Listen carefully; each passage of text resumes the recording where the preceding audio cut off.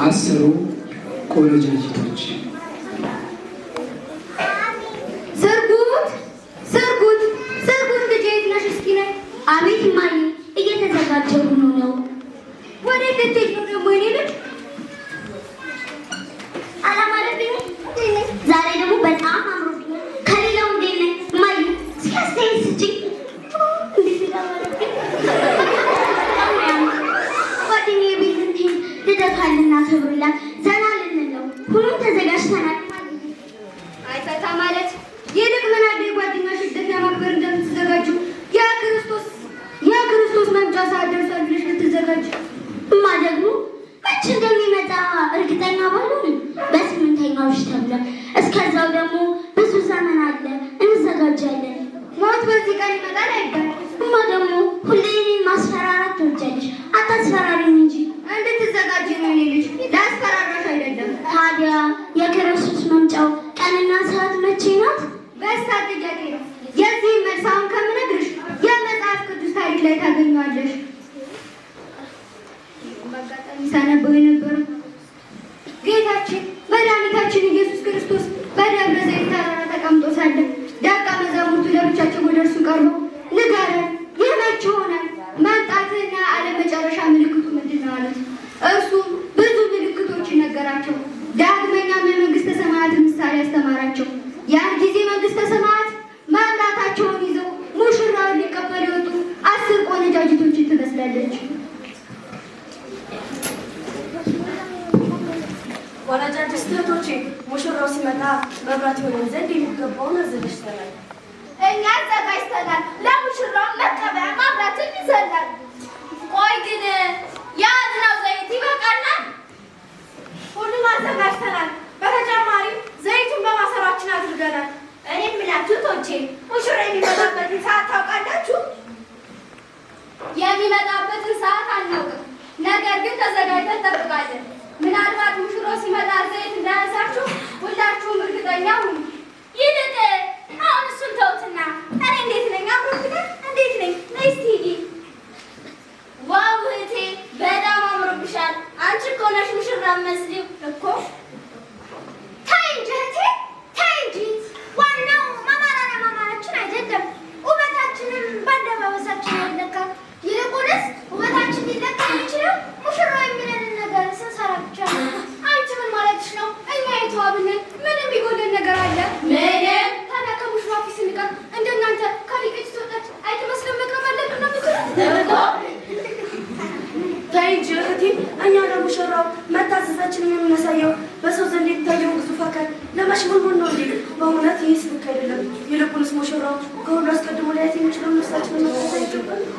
ይልቅ ቆይ ግን እኛ የምንናገረው ለሰው ይምሳል ከሆነማ ከንቱ ልፋት ይሆንብናል። ይልቁንስ ከሙሽራ ቤት መጠራታችንን በቃሽ። ልባችንን እኮ ዝቅ አደረግሽ። እሱ ያልሽውን ያንቺ ወሬ ነው። ቆይ እኔ ሙሽራን ለመቀበል ምን ያንሰኛል? ምንም እኮ ምንም ሊያንሰኝ አይችልም። እኔ ንጹህ ነኝ። በዛ ላይ ደግሞ ሙሽራ ምንም ነገር አይ እህቴ፣ እሱ ያንቺ አረዳድ ነው። ሙሽራውን በአንቺ ልክ ስለወሰንሽ ነው እንጂ ሙሽራ የስጋን ቁንጅና አይፈልግም፣ የነፍስን ነው እንጂ። ዋው ቁንጅና ከንቱ። ድሮውንም ከእናተኛ ሰው ሲበለጥ አይወድም። ቆይ ለምን አመረቃችሁ ናችሁ እንደዚህ የምትሰከሰቁ?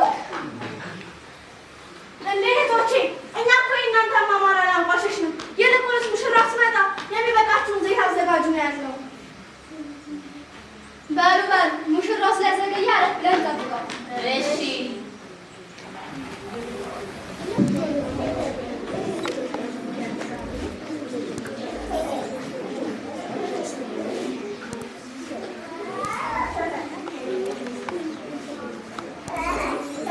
እነሆ የሁላችሁ ደስታ የሆነ ሙሽራው መጥቷልና ሁላችሁ ውጡ።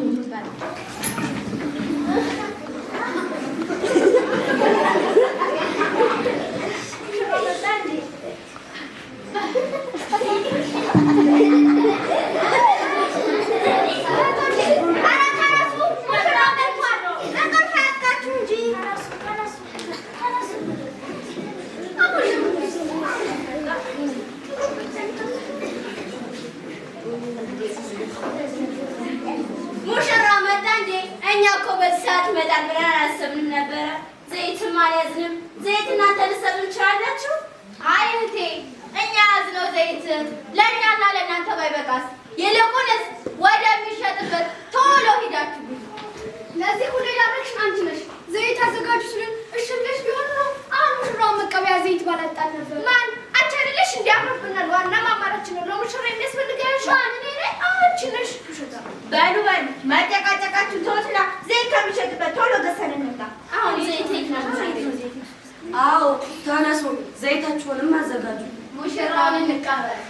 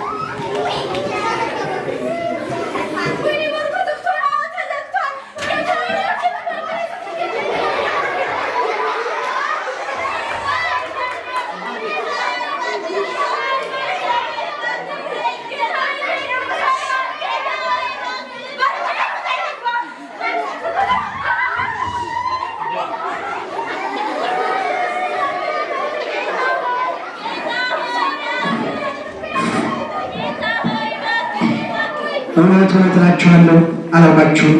ንግዱን ትጉ፣ የሰው ልጅ የሚመጣበትን ቀኒቱንና ሰዓቲቱን አያውቅምና። ሰዓታችሁን ጠብቁ። በመብል እና በመጠጥ በመቀማጠል እና የዓለሙን ኑሮ በማሰብ ልባችሁን አታደንድኑ።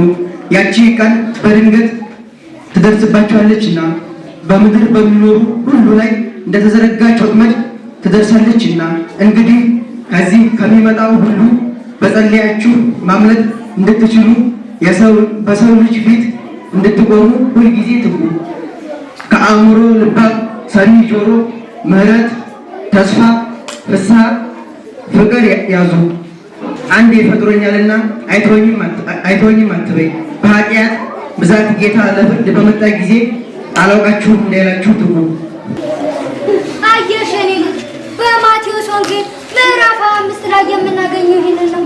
የዚህ ምሳሌ ትርጉሙ በማሰሯቸው ዘይት የያዙ 10 ቆነጃጅቶች ሃይማኖትን ከምግባር፣ ፍቅርን ከተስፋ፣ ምሕረትን ከትዕግስት ጋር፣ ንጽሐ ሥጋን ከንጽሐ ነፍስ ጋር፣ ጸሎትን ያለ ትምክህት አስተባብለው የያዙ ናቸው።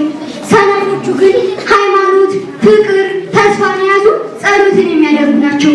ነገር ግን ምሕረት፣ ፍቅር፣ ትዕግስት የጎደላቸው ትምክህተኞቹ ናቸው። የጎደላቸውን አውቀው ዘይት መጠየቃቸው በቅዱሳኑ ጸሎት ዘንድ በከንቱ ተስፋ የማድረጋቸው ምሳሌ ነው። ሙሽራው ክርስቶስ ነው። ሙሽራው የሚመጣበትን ቀንና ሰዓት አታውቃትም፣ ድንገት ትደርሳለች እንጂ። ታዲያ እማ ቀኑ ነገ ይሆን ወይስ ዛሬ? ምናልባት በዚች ሰዓት ሞት ሊገጥመኝ ይችላል። እዘጋጃለሁ። ሙሽራው ሲመጣ አላውቅሽም እንዳይለኝ። ቀኒቱንና ሰዓቲቱን እንኳን እኛ መላእክትን ቢሆኑ አያውቋትም። በየኔ ልጅ እንግዲህ ከገባሽ የገባሽ ይሄ ነው። እንሂድ ወደ ቤት።